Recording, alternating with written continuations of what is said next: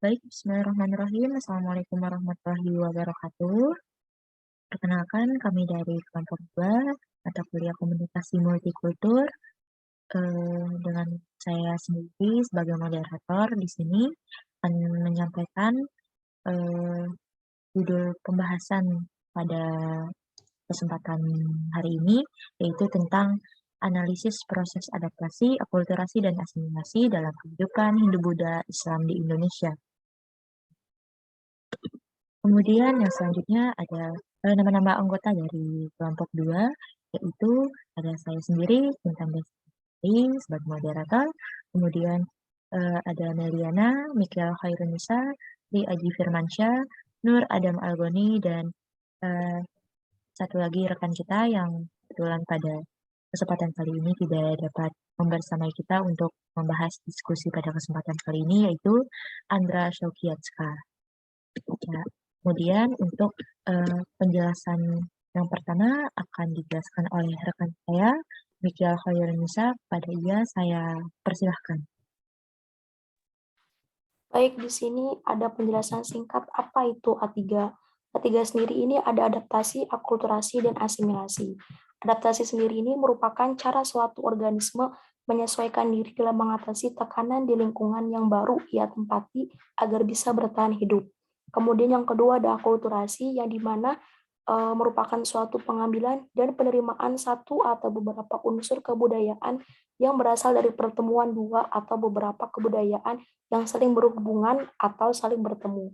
Kemudian yang ketiga ini ada asimilasi, yaitu pembaruan dua kebudayaan yang disertai dengan hilangnya ciri khas kebudayaan asli, sehingga membentuk kebudayaan baru yang disertai dengan usaha-usaha untuk mengurangi perbedaan antara orang atau kelompok tertentu.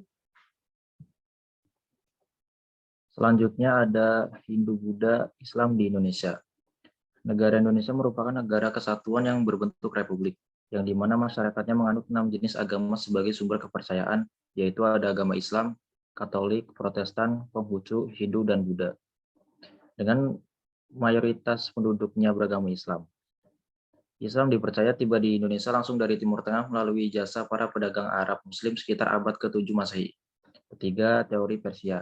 Islam tiba di Indonesia melalui peran para pedagang asal Persia yang dalam perjalanannya singgah ke Gujarat sebelum ke Nusantara sekitar abad ke-13 Masehi. Sedangkan agama Hindu dan Buddha masuk ke Indonesia melalui jalur perdagangan. Sebelum penjajah datang ke Nusantara, Indonesia berdagang dengan negara lain, terutama Tiongkok dan India, di mana negara tersebut merupakan pusat Hindu dan Buddha terbesar di Asia. Oleh karena itu, agama Hindu-Buddha dipercaya sampai saat ini merupakan agama tertua di Indonesia. Walaupun negara Indonesia sendiri penduduknya bermayoritas agama Islam, sedangkan agama Hindu-Buddha menduduki posisi minoritas yang dituntut untuk menyesuaikan diri di tengah penduduk mayoritas. Selanjutnya, saya akan menjelaskan tentang studi kasus. Studi kasusnya adalah kehidupan Hindu-Buddha Islam yang ada di Indonesia. Dan kami mengambil kerukunan di Desa Gampong, Tonyan, Banda Aceh. Di Desa Gampong, Gaudah, Kecamatan Kutaraja di Kabupaten Kota Banda Aceh merupakan salah satu daerah yang memiliki keragaman dari segi penganut agama. Fenomena ini menarik melihat tiga agama yaitu Muslim, Hindu, dan Buddha menciptakan kerukunan antar hal ditandai dengan tidak adanya keributan baik itu dalam hal agama dan dalam beraktivitas sehari-hari. Faktor terciptanya kerukunan di Desa Gampong udah karena mereka menerapkan sikap toleransi yang terjalin erat di kalangan masyarakat Gampong Gaudah. Dalam bidang agama seperti dalam hal ibadah, mereka saling menghargai dan warga Gampong meyakini setiap agama mengajarkan kebaikan apapun agamanya. Pasti diajarkan cara mencintai sesama, saling menghormati dan saling menghargai. Sementara dalam bidang sosial budaya dan ekonomi, hubungan antara Muslim, Hindu, dan Buddha terjalin sangat baik. Masyarakat Muslim sangat terbuka, bersosialisasi dan berinteraksi dengan umat Hindu dan Buddha seperti saling mengunjungi, membantu, dan bergotong royong bersama.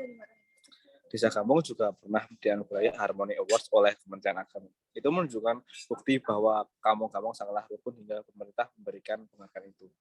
Inilah Indonesia yang sesungguhnya, karena dari zaman dahulu hidup pendampingan merupakan ciri negara kita. Tentu ini perlu kita pertahankan.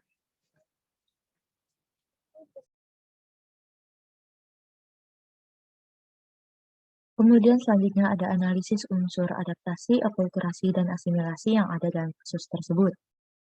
Pertama ada adaptasi. Terdapat unsur adaptasi dalam kasus tersebut karena seperti yang kita tahu, Aceh merupakan provinsi di Indonesia yang diberi gelar Serambi Mekah.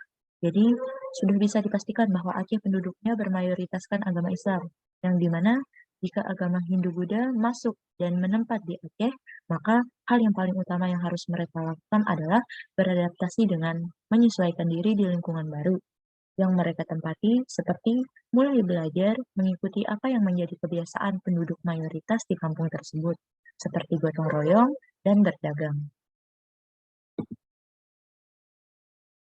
Kemudian di poin selanjutnya ada akulturasi. Pada kasus ini juga terdapat akulturasi yang dilakukan oleh penduduk Hindu-Buddha di kampung tersebut. Salah satunya adalah usaha yang dilakukan oleh penduduk Hindu-Buddha di sana untuk menghormati penduduk beragama Islam seperti membiasakan pengucapan Assalamualaikum ketika memberi salam saat bertamu ke rumah tetangganya yang beragama Islam maupun Islam walaupun keyakinan mereka berbeda. Nah, kemudian yang terakhir ada asimilasi.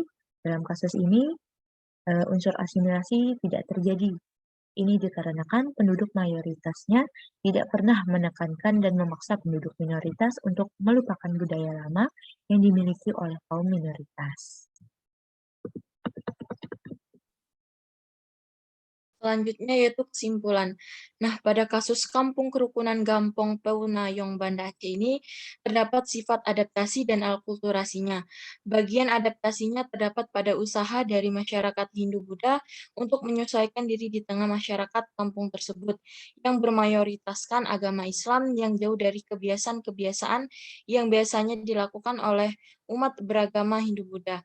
Sedangkan akulturasinya terdapat pada usaha yang dilakukan penduduk Hindu-Buddha sebagai minoritas di kampung tersebut untuk mengikuti kebiasaan yang dilakukan penduduk mayoritas beragama Islam dalam hal belajar tentang kebiasaan pengucapan salam dan sebagainya.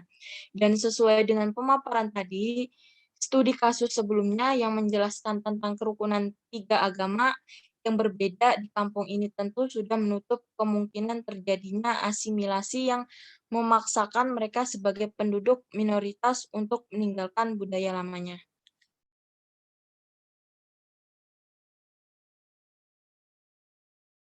Baik, mungkin itu saja yang dapat kami sampaikan. Kurang lebihnya kami mohon maaf. Wabillahi taufiq wal hidayah. Wassalamualaikum warahmatullahi wabarakatuh.